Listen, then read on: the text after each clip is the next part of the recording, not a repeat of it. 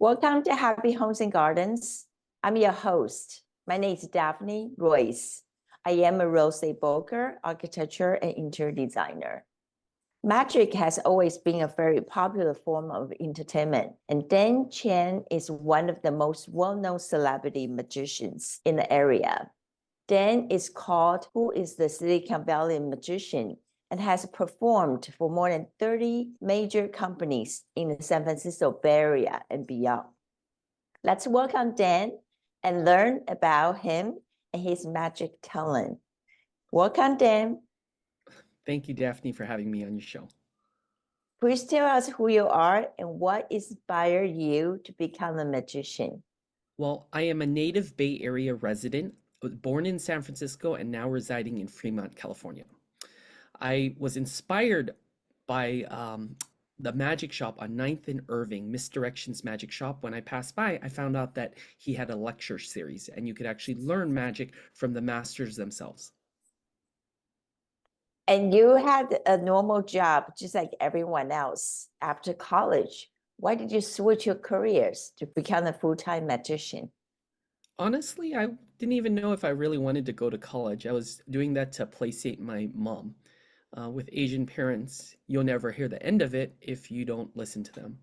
So I worked at PayPal for 13 months. I joined pre-IPO. In fact, I joined before Elon, and he left 6 months after he was hired. So I stayed there longer than him, and he was a co-founder. But in any case, at 13 months, I was laid off, and I wasn't passionate about the work I was doing. And I just decided that, this side hustle would become my full-time hustle. And I love figuring out the tricks. And I wouldn't figure out the tricks immediately. Sometimes it was a journey. You'd see something different, a variation, and you got kind of piece together pieces of the puzzle. Was that a challenge for you? Yeah, I mean, not knowing what's ahead of you is a challenge because the uncertainty creates sometimes some nervous energy, and you're also not sure if you're going to succeed in this. It's almost like startups and venture capital. You're not sure, so you're rolling the dice and you're working as hard as you can to deliver value to your clients and really connecting with them and building relationships. There are a lot of creativities and collaborations in magic. What inspired you to incorporate more surprise in your magic? Yeah, I love watching movies and other performers. My wife and kids surprise me in different ways. And when I become surprised, I like to surprise people as well. You want to live an inspired life, and what inspires you, you want to incorporate some of those things into the magic. So, like, there's a question I ask people that really helps me determine where I'm going, that really makes me rethink what I'm doing. The question that I ask people in a networking situation is, if we were to celebrate something 5 years from today, what would we be celebrating together? And you can really tell a lot about another person. And obviously, afterwards, sometimes people will tell you something very specific. And at that point in time, I'm like, boy, I'm going to follow this guy's career. I'm going to keep in touch with them because that's where they're going. And a lot of other people, you still keep in touch with them, but I'll ask them that question again the next time we meet. And sometimes those people have thought more of that. And they're like, and a lot of times people think that something's not possible, so they don't pursue it. So I have to preface that with, if there were no limitations and you wouldn't put any limitations on yourself or your abilities, what would it be? And that's kind of like dreaming like a kid. What would you do if you were a kid? And even if you don't become an Olympic skier or something like that, you might decide, hey, maybe I'll give myself the chance to buy a season pass this year, or something to that effect. At least you can move one step closer to your goal versus just completely giving up on your goal. I know you had experience at the restaurant Petit Coin. I believe that Dominic Quinn was one of the Michelin star chef. You also a foodie. Do you use magic in cooking or food? Yeah, I own BayAreaDinnerShow.com, where we merge magic and a fine dining experience. Recently, we've partnered with Californios and Nice, which are both starred restaurant. Californios is a two-star restaurant, Nice is a one-star restaurant. We also did something with 8 tables. But in upcoming collaborations, we're creating food illusions. So it looks like, if you look at my TikTok, Millionaires Mentalist, you'll see this thing that looks like an egg, but it's actually a mango, spherified mango with coconut pudding on the outside. And we're doing some other cool things like producing a dove and making this dove appear. And in the past, I served dove, but a lot of people aren't a fan of that idea. But I would just make a dove appear, and then make an egg appear, and then we would serve a dish like steamed egg, custard, or shawarmushi, or even sous vide eggs, or something simple like that. And we're constantly exploring. And we do have a couple partnerships coming up. I don't want to announce it yet, but if you go to Bay Area Dinner Show, you can join our mailing list and also check out some of the things that we're about to do. Oh, how nice. So how often do you do that? Whenever I have time, I'm trying to do something with these mailing lists and say, hey, whenever I, like this week, I'm free on a specific date, I'll just add a date to my mailing list or some partners' mailing list. So they'll be like, stay tuned, because I mainly make my living, a good living, doing corporate events. But on the days that I'm free, I'd like to keep a little bit busy, but I can't block out things really far in advance. So we release these dates and also keep it quite affordable, because a lot of these clients sometimes want to see me again at a more affordable situation. Understand. What kind of trick do you do about food? Other than mango and eggs? Okay, yeah, let's do this. Are you ready for something? I'm gonna need you to help me with this. Okay. I'm gonna have you think of your favorite food. And I don't want you to discuss this, either favorite food or favorite restaurant, okay? Don't say anything, okay? Okay. I think a favorite restaurant will be Don't- easier for me. Okay, I won't favorite tell restaurant? you. Yeah. Let me. Okay. Um, what is your favorite restaurant? Go ahead and say it out loud. You say don't tell you. You can tell me now. I've committed. French Laundry French Laundry. How many times have you been there? twice. I met Thomas Keller at Pebble Beach a while ago, and Okay. it's really interesting. I thought that you would say French Laundry. Oh my gosh. How did you guess that?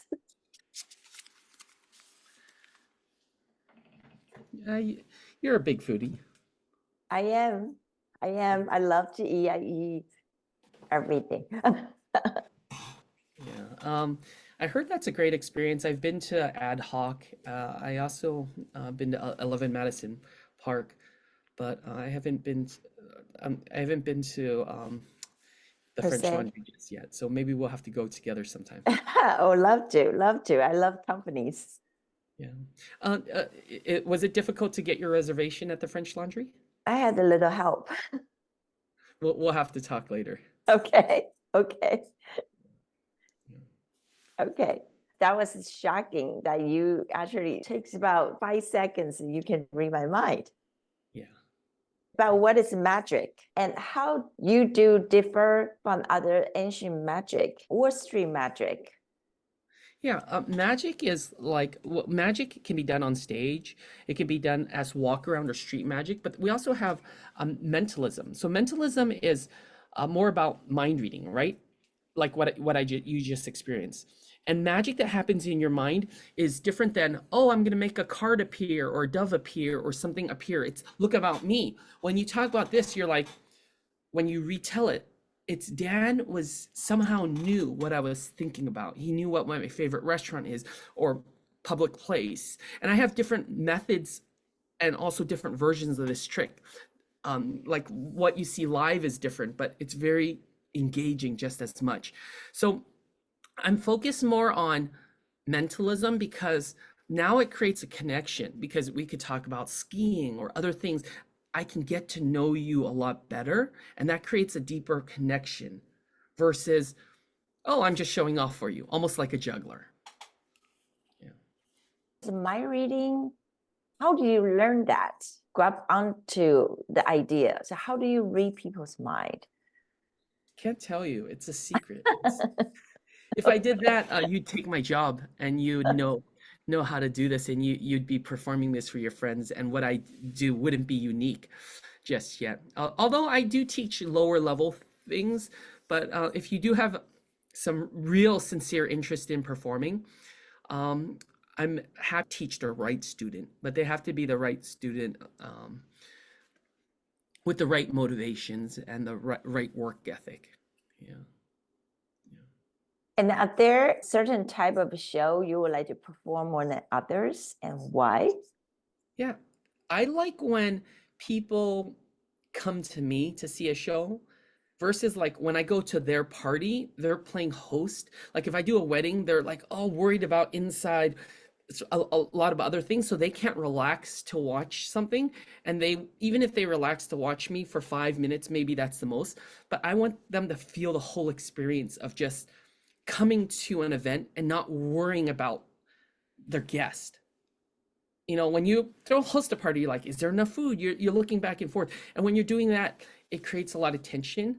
And I feel like you can't relax and enjoy the show. So when people come to me at a dinner show, or eventually me having a venue, so I might have to talk to you about your architectural skills and your design skills, because I do have a project where I want to build something in the Bay Area, merging fine dining and a magical experience that people haven't seen. Like you think of magic, and a lot of times people don't realize where magic has gone, because what you see on television is very different than what you see live, and you experiencing it right here with the French Laundry versus you watching a video of me doing it to someone else is different, because you're going to remember that longer because it happened to you versus it happening to another person, because that story now integrates you into the story. It integrates your thought, and that is a lot more memorable than watching a video. And that's why I'm so passionate about even Zoom events, because there's that happy medium between not having to drive to the airport then fly to South Africa. Now I'm doing shows and interviews with people online. And I thought the pandemic was great for me to open up my mind and think about a new venue, because I was so set in doing live events. And I never got on Zoom to do interviews. But since then, I've probably done about 40 podcasts. And it's increased my ability to speak, but it's also increased the ability of my reach. And I always think about Silicon Valley and scale. How do you scale something? In the past, people didn't think about scaling a magic show beyond what could be done live. When the pandemic hit, I did 52 shows in a week, 12 shows in a day, 8 shows back to back on the half an hour. I'm still doing shows from my house in this home studio. And it's kind of created that Silicon Valley mindset about scaling and going to market. And in the past, I thought of it, but I never anticipated how far I could reach people. I'm doing congressmen really far off. And these are events that normally I would have to charge $5,000 for to fly across the coast, which I've done in the past. But now I can do a show for 500 or 1,000 or over Zoom for smaller gatherings, and it still makes sense. Is that your home studio behind you?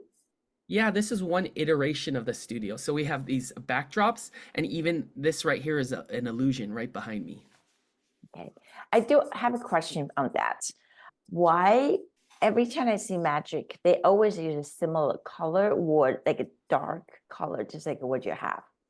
Is any reasons?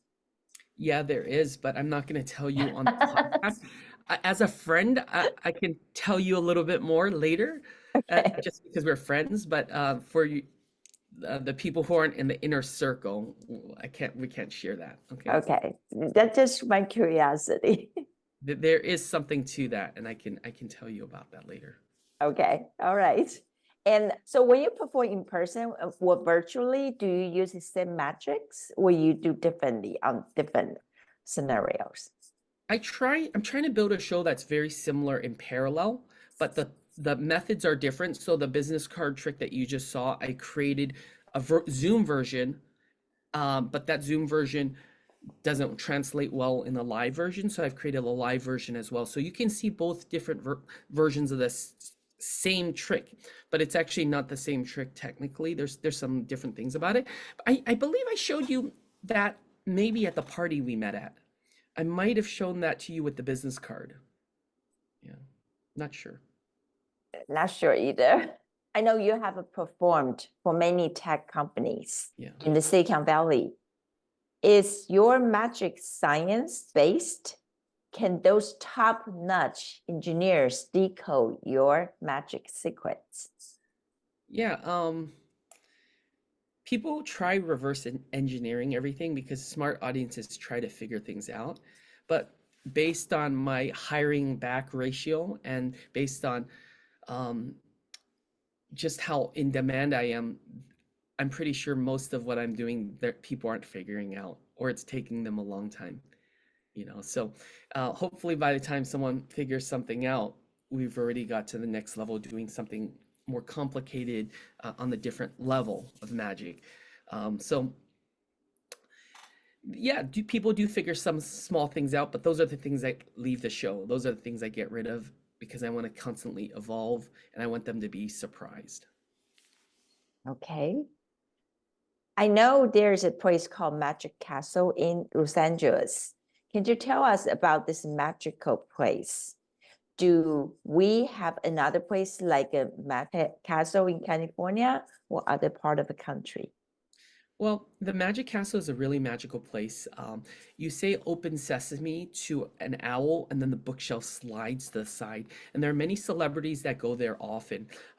Former members included Johnny Carson, Neil Patrick Harris, who's the Doogie Howser MD, for some of you who don't know that. Jason Alexander, who's the George Costanza on Seinfeld. He actually performed at the Magic Castle. He's actually he was an amateur magician for a while, and I guess he's like a semi-pro now. So he can actually be booked for events, but not many people know that because he's more famous for being on Seinfeld. So um, there's nothing like that in the Bay Area, and I would love to create a private venue or private, semi-private venue where people could enjoy a public space in the front, and in the back there would be a museum as well as a private theater. And I wanted to create something like that. There's a couple of pieces of locations or pieces of real estate I'm looking at, but the thing is, big ventures like that take funding, and it also takes a team. So right now I'm assembling the team so that um, when we execute and we ask the right people, that we can really execute on this vision. The Magic Castle had a lot of celebrities, and there was one part that I was going to talk about. Like in the front, I was thinking of a facade, like, and David Copperfield has a museum, and it looks like a men's shop, right? It looks like a clothing shop. And I've been to places where they had something like a laundromat, but I was thinking like an ice cream shop arcade, because everyone can go to that, and the guy you hire in the front could be a teenage kid scooping ice cream and doing simple magic tricks. But to hold a whole audience, it's very hard to do a 45-minute show. But I wanted to benefit the community, for the people who aren't going to pay the really, really big bucks to go behind the scenes to be a member. They might just buy a ticket to the show, but they're not going to go into the museum, because there's very valuable items I want to put in there that are that one of a kind, very historic items. So it was going to be the front being public and the back being a museum for members only, and in a theater that we could sell ticketed shows to on Thursday, Fridays, and Saturdays, or on demand. So yeah. For your museum, are you going to offer like maybe a small classes how to do magic? Maybe in the beginning, because I feel like we want to utilize the space. And maybe we might have a component if the clients want that. We may put some of that in there, but we have to find out a way to balance that to keep it intriguing as well as um, figuring out what the mission is of this organization first. Because if there's enough people wanting to learn it, um, we may address that. Yeah. You mentioned about celebrities. Can you tell us about your celebrity clients and experiences?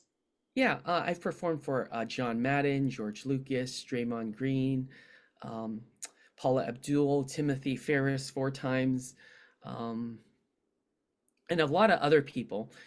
Most recently, I performed for the founder of Zoom. Oh, I met him live in person, and he was the first person to walk through the door.